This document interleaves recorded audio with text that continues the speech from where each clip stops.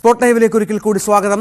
വെഞ്ഞാറമൂട് കൂട്ടക്കൊലയിലെ ആദ്യ കേസിലെ പ്രതിയുമായുള്ള തെളിവെടുപ്പ് പൂർത്തിയാക്കി എന്ന വളരെ പ്രധാനപ്പെട്ട ഒരു വിവരം കൂടിയുണ്ട്. ഇന്നലെയാണ് തെളിവെടുപ്പ് ആരംഭിച്ചത്. പിതാവിന്റെ ഉമ്മ സൽമാ ബീവിയെ കൊലപ്പെടുത്തിയ ശേഷം സ്വർണം പണയം വെച്ച സ്വകാര്യ ധനകാര്യ സ്ഥാപനത്തിലും ചുറ്റിക വാങ്ങിയ കടയിലും എത്തിച്ചായിരുന്നു ഇന്നത്തെ തെളിവെടുപ്പ്. ഇരു സ്ഥാപനങ്ങളിലെയും ജീവനക്കാർ പ്രതിയെ തിരിച്ചറിഞ്ഞു. പ്രതിയുടെ മാനസിക നില വിശദമായി പരിശോധിക്കാൻ ജില്ലാ മെഡിക്കൽ ഓഫീസർക്ക് അന്വേഷണ സംഘം കത്തും നൽകിയിട്ടുണ്ട്. വി വിനോദ് വിവരങ്ങൾ പങ്കുവെക്കുകയാണ്. വിനോദ്, ഒന്നാമത്തെ കേസിലെ തെളിവെടുപ്പാണ് ഇന്നലെ ആരംഭിച്ചതാണ്. ഇന്നലെ നമുക്കറിയാം വീട്ടിലൊക്കെ പ്രദേശത്തൊക്കെ എത്തിച്ചപ്പോൾ വലിയ ജനക്കൂട്ടവും മറ്റുമായിരുന്നു. എന്തൊക്കെ കാര്യങ്ങളാണ് പോലീസ് ഇതിനകം തെളിവായി ശേഖരിച്ചിട്ടുള്ളത്?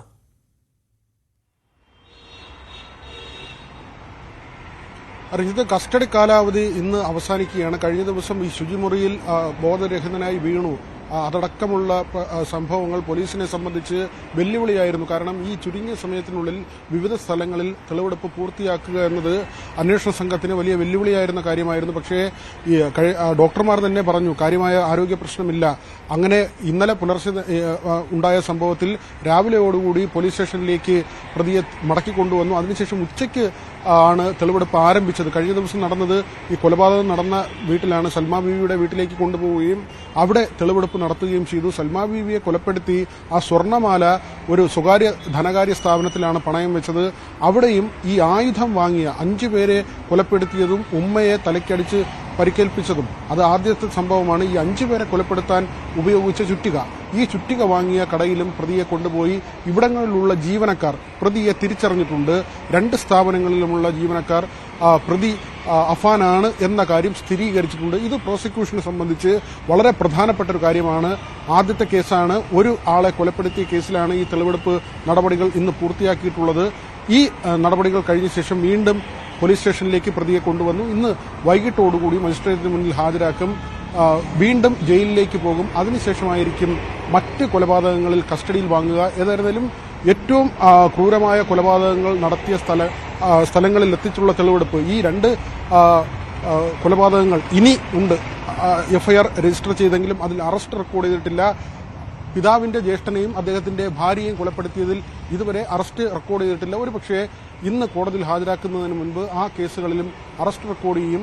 ഈ സ്ഥലങ്ങളിലെല്ലാം കൊണ്ടുപോകുമ്പോൾ ആയുധം വാങ്ങിയ സ്ഥലം, അതോടൊപ്പം തന്നെ ഈ പണയം വെച്ച സ്ഥലം, കൊലപാതകം നടന്ന സ്ഥലം, ഇവിടെയൊക്കെ കൊണ്ടുപോകുമ്പോഴും ഒരു ഭാവവ്യത്യാസവും പ്രതിയിൽ കണ്ടില്ല എന്നതാണ് പ്രധാനപ്പെട്ട കാര്യം. 23 വയസ്സുകാരനാണ്. സാമ്പത്തിക ബാധ്യതയാണ് ഈ കൊലപാതകങ്ങളിലേക്ക് നയിച്ചതെന്ന കാര്യം വീണ്ടും വീണ്ടും പ്രതി ആവർത്തിക്കുന്നുണ്ട്. ആദ്യം മുതൽ തന്നെ അന്വേഷണ സംഘത്തോട് പറയുന്നത് അതുതന്നെയാണ്. ഉമ്മയും താനുമായി പല ആളുകളിൽ നിന്ന് കടം വാങ്ങി ചിട്ടി നടത്തിയിരുന്നു. ഇതിലുണ്ടായ സാമ്പത്തിക ബാധ്യത ഏതാണ്ട് 70 ലക്ഷം രൂപയുടെ ബാധ്യതയുണ്ട് എന്ന കാര്യം, 45 ലക്ഷം രൂപ എന്ന പ്രാഥമിക വിവരം നേരത്തെ തന്നെ പുറത്തു വന്നിരുന്നു. എന്നാൽ പ്രതിയുടെ പിതാവിന് ഇതുവരെ അതുമായി ബന്ധപ്പെട്ട വിവരമില്ല.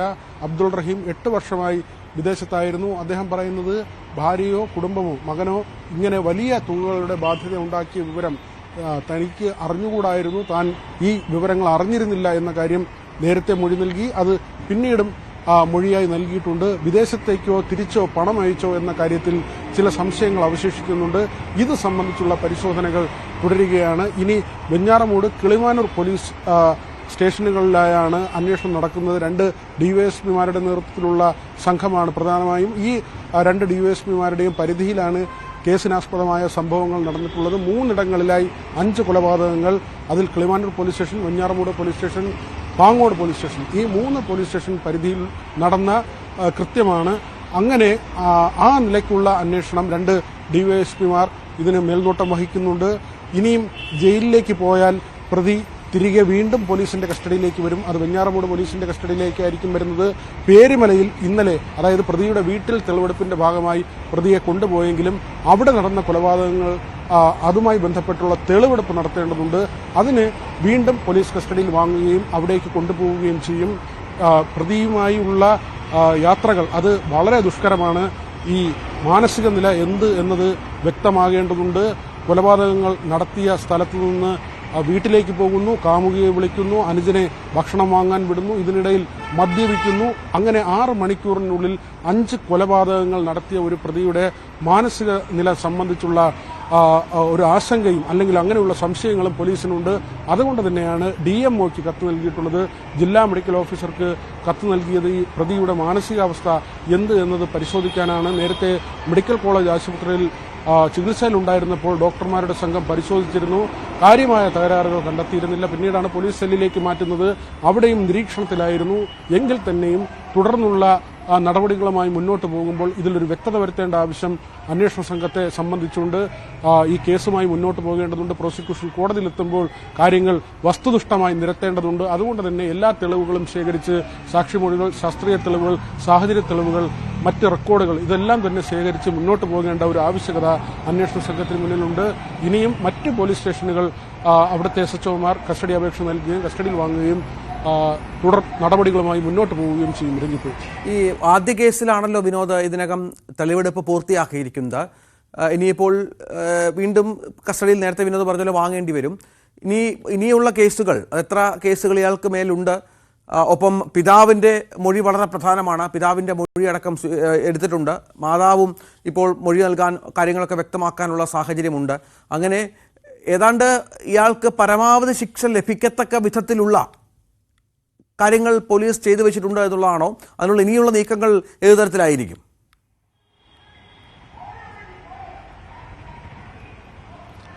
ആ നിലയ്ക്ക് തന്നെയാണ് നമ്മൾ കാര്യങ്ങളെ വീക്ഷിക്കുന്നതും. കാരണം പോലീസിന്റെ ഭാഗത്ത് നിന്ന് പഴുതടച്ചുള്ള ഒരു അന്വേഷണം. കാരണം ഈ പ്രതിയെ പിടികിട്ടി എന്നത് തന്നെയാണ് ഏറ്റവും വലിയ കാരണം.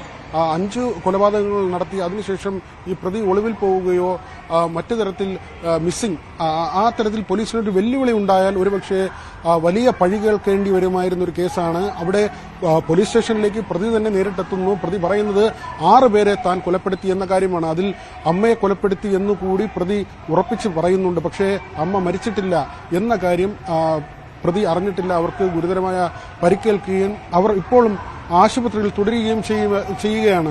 അവിടെയാണ് ഈ പ്രതി ഈ കൊലപാതകം നടത്തി എന്ന കാര്യം സത്യം തുറന്നു പറഞ്ഞ് അന്വേഷണ സംഘത്തിലേക്ക് മുന്നിലേക്ക് അല്ലെങ്കിൽ പോലീസ് സ്റ്റേഷന് മുന്നിലേക്ക് എത്തുന്നത്. ഇപ്പോഴത്തെ അന്വേഷണ സംഘത്തിൽ ഉൾപ്പെട്ടിട്ടുള്ള വെഞ്ഞാറമൂട് സ്റ്റേഷനിലാണ് ആദ്യം പ്രതി എത്തുന്നത്. അതിനുശേഷമാണ് വിവിധ സ്ഥലങ്ങളിലായി ഏതാണ്ട് 30 കിലോമീറ്റർ ഒരു ദിവസത്തെ പകൽ, രക്തം പുരണ്ട ഒരു ദിവസം എന്ന് തന്നെ നമുക്ക് വിശേഷിപ്പിക്കാൻ കഴിയുന്ന കാര്യമാണ്. 30 കിലോമീറ്റർ പരിധിയിൽ വരുന്ന 3 സ്ഥലങ്ങളിലായി സഞ്ചരിക്കുകയും അവിടങ്ങളിൽ ആളുകളെ കൊലപ്പെടുത്തുകയും ചെയ്യുന്നു. ആദ്യം ഉമ്മയെ തലക്കടിച്ച് പരിക്കേൽപ്പിച്ച് സ്വന്തം വീട്ടിൽ നിന്ന് പുറത്തേക്ക് പോകുന്നു. അതിനുശേഷം പിതാവിന്റെ ഉമ്മയെ, വാപ്പുമ്മയെ കൊലപ്പെടുത്തുന്നു. അതിന് പ്രതി പറയുന്ന കാര്യം സ്വർണ്ണമാല നൽകിയില്ല എന്നതാണ്. നേരത്തെ തന്നെ ഈ വാപ്പുമ്മയിൽ നിന്ന് സ്വർണം വാങ്ങുകയും പണയം വെക്കുകയും ഒക്കെയും ചെയ്തിരുന്നു. വീണ്ടും വീണ്ടും സ്വർണം ആവശ്യപ്പെടുകയും ഒറ്റയ്ക്ക് താമസിക്കുന്ന ഒരു വയോവൃദ്ധയാണ്. അവരുടെ ഭർത്താവ് നിർമ്മിച്ച വീടാണ്. 11 മക്കളുണ്ട്. പക്ഷേ ആ വീടിനോടുള്ള വൈകാരിക അടുപ്പം കൊണ്ട് ആ വാപ്പുമ്മ അവിടെ താമസിക്കുകയാണ്. അവിടേക്കാണ് പ്രതി ചെല്ലുന്നത്. ബൈക്ക് വെച്ച് പോകുന്ന ദൃശ്യങ്ങളടക്കം പുറത്തു വന്നിരുന്നു. 7 മിനിറ്റിനുള്ളിലാണ് ഈ ദൃശ്യം നമുക്ക് പരിശോധിക്കുമ്പോൾ മനസ്സിലാക്കുന്നത് കഷ്ടിച്ച് 7 മിനിറ്റ്. ആ 7 മിനിറ്റിനുള്ളിൽ ആ വീട്ടിലേക്ക് ഇറങ്ങിപ്പോവുകയും കൊലപാതകം നടത്തി തിരികെ ഇതേ ബൈക്കിൽ വന്നു കയറുകയും തിരിച്ച് സ്വന്തം വീട്ടിലേക്ക് പോവുകയും ചെയ്യുന്നുണ്ട്. അങ്ങനെ നിഷ്ഠൂരമായി ചുരുങ്ങിയ സമയം കൊണ്ട്, ചുറ്റിക കൊണ്ട് ആളുകളെ തലക്കടിച്ച് കൊലപ്പെടുത്തുന്ന തരത്തിലുള്ള ഒരു കൃത്യം നടത്തുകയാണ്.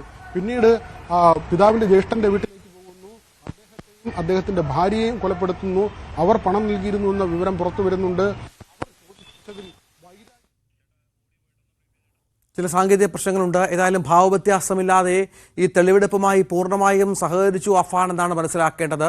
ഇയാൾ ഉൾപ്പെട്ട കൊലപാതക കേസുകളിൽ ആദ്യ കേസിന്റെ തെളിവെടുപ്പാണ് പുരോഗമിച്ചത്. ഇന്നലെയും ചില അഭ്യാസങ്ങളൊക്കെ ഇയാൾ ആശുപത്രിയിലും മറ്റും നടത്തിയിരുന്നു.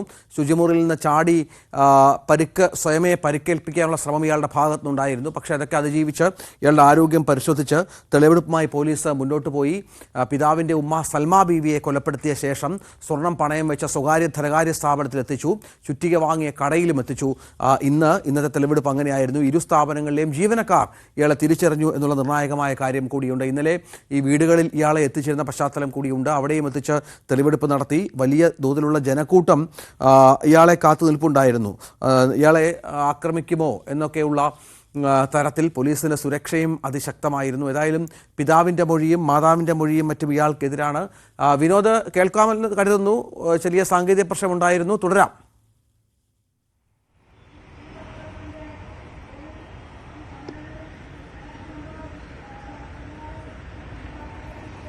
വിനോദേ തുടരാം, കേൾക്കുന്നില്ല.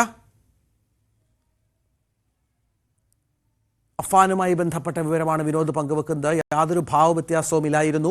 തെളിവെടുപ്പ് പോലീസ് ഇയാൾക്ക് പരമാവധി ശിക്ഷ, നമുക്കറിയാം അപൂർവങ്ങളിൽ അപൂർവമായ ഒരു കേസായി തന്നെ കോടതി പരിഗണിക്കാനിടയുള്ള സാഹചര്യം കൂടിയുണ്ട്. ഇത് പ്രോസിക്യൂഷന്റെ വാദവും അത് തന്നെ ആയിരിക്കും. വിനോദ് കേൾക്കാമെന്ന് കരുതുന്നു, തുടരാം. തെളിവെടുപ്പ് ഇനി ഏതൊക്കെ തലത്തിൽ പുരോഗമിക്കും?